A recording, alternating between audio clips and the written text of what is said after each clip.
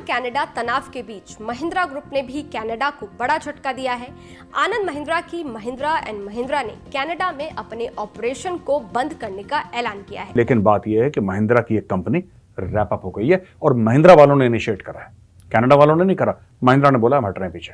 अब India slow down होने का नाम नहीं ले रहा और ताज़ा तरीन खबर ये है कि इंडिया की तरफ से तकरीबन 20 के करीब मज़ीद खालिस्तानियों के नाम कनाडा के हवाले किए गए हैं। एक तरफ ये भी है कि भारत जो है वो इन एक्टिविस्ट को या इन लोगों को जो खालिस्तान मूवमेंट चला रहे हैं उनको टेररिस्ट भी कहते हैं, और अगर इस किस्म के लोगों को कनाडा या कैनेडियन प्राइम मिनिस्टर सपोर्ट कर रहे हैं तो ये कोई अच्छी बात नहीं है। मेरे ख्याल से बिल्कुल भी उनको सपोर्ट नहीं करना चाहिए। कुछ भी मुस्तकबिल नहीं है।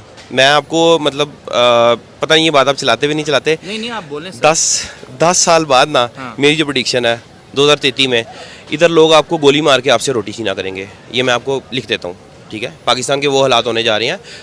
भारत के वज़ीर-ए-आज़म नरेंद्र मोदी ने एक और डिप्लोमेटिक मैनूवरिंग की है और वो ये है कि उन्होंने जो कमिंग रिपब्लिक डे है भारत के अंदर, उसमें उन्होंने अमेरिकी सदर जो बाइडेन को बुलाया। लेकिन क्या वो एविडेंस जो है वो पेश कर पाएंगे, ये भी एक सवाल उठ रहा है। इसकी वजह यह है कि जो इंडिया का कद और काठ है, जो स्टेटस है इस वक्त, उस बिना पर ऐसा ही नज़र आ रहा है और डिबेट्स ये हो रही हैं कि क्या दुनिया जो है वो इंडिया के नहीं है। उसके बारे में मैं आपको स्टोरी सुनाता हूं, सुन के बड़ा मजा आएगा। अब पता नहीं ये जानबूझ के हुआ है, पहले से गेम था, लेकिन महिंद्रा की एक एसोसिएट कंपनी है कनाडा में, वो बंद हो गई। इसकी क्या स्टोरी है जानिए।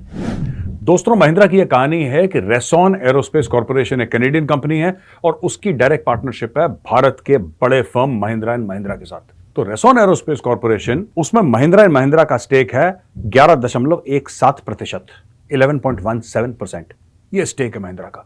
और दोस्तों, यह स्टेक जब महिंद्रा ने मना कर दिया, अब क्या कारण थे लोग इसको जोड़ रहे हैं, इस पूरी भारत और कनाडा की बात को लेकर जो झगड़ा चल रहा है, इनकी वाद विवाद चल रहा है, इसको लेकर लोग उससे कनेक्ट कर रहे हैं। मुझे नहीं पता कि असली में सच्चाई क्या है, लेकिन बात यह है कि महिंद्रा की एक कंपनी रैप अप हो गई है और महिंद्रा वालों ने इनिशिएट करा है, कनाडा वालों ने नहीं करा।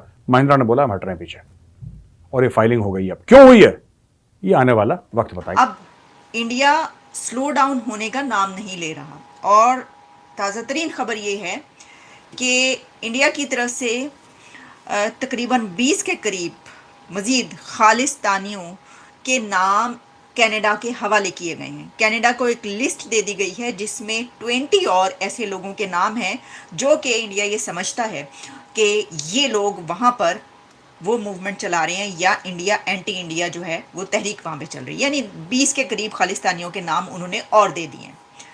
तो जनाब, इसमें और क्या क्या कुछ है, इससे पहले कि हम इस मुद्दे पर तफसीली नज़र डालें और मैं आपको ये भी बताऊं कि हमारे व्हाट्सएप ग्रुप्स में जब ये खबर चलना शुरू हुई कि जनाब मेजर गौरव आर्या साहब जो हैं उन्होंने तो जस्टिन ट्रूडो को थ्रेट्स बहुत ज़्यादा दी हैं और बहुत ज़्यादा उनको धमकियां दी हैं और उन्होंने तो ऐसी की तैसी करके रख दी है, ये क्या हो रहा है। तो मैंने फिर हमें भी देखना पड़ा। हमने कहा जनाब मेजर गौरव ने क्या किया ज़रा हम भी देखें, तो आपके सामने वो भी रखेंगे। लेकिन उससे पहले मैं आपको ये बताना चाहती हूँ कि एक और चीज़ हमारी नज़र से गुजरी। अब आपको पता है व्हाट्सएप का ज़माना है और इस तरह की चीज़ें जो हैं वो धड़ाधड़ चल रही होती है और हम तक भी पहुँचती हैं।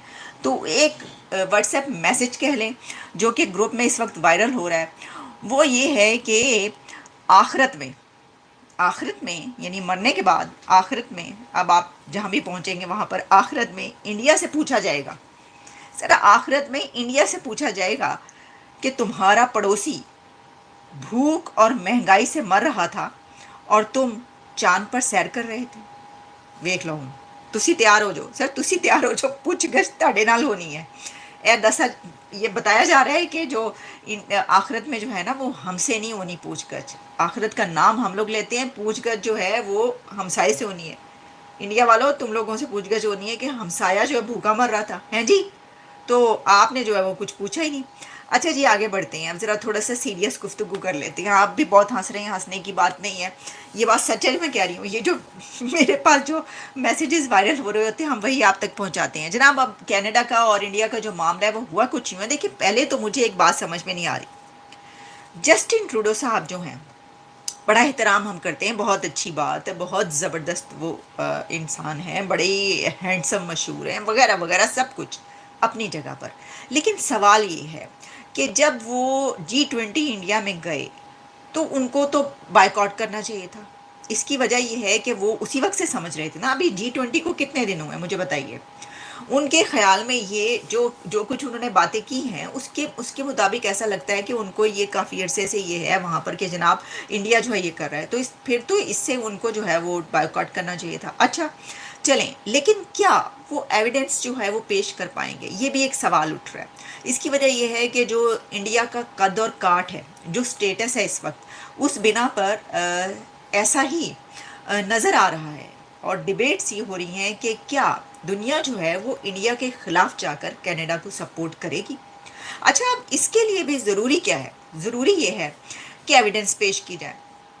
अच्छा, अब जस्टिन ट्रूडो की तरफ से अमेरिका के जो कनाडा है उसकी तरफ से कोई सॉलिड प्रूफ आ सकेगा। अब आप जानते हैं कि ऐसे मामलात में सॉलिड प्रूफ जो है वो देना कितना आसान होता है।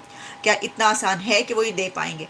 और अगर इंडिया की तरफ से जो अभी 20 और लोगों की 20 लोगों की लिस्ट दी गई है, तो कोई वो सॉलिड प्रूफ ले आते हैं तो फिर क्या होगा? मामला तो ऐसा है, तो फिर क्या होगा?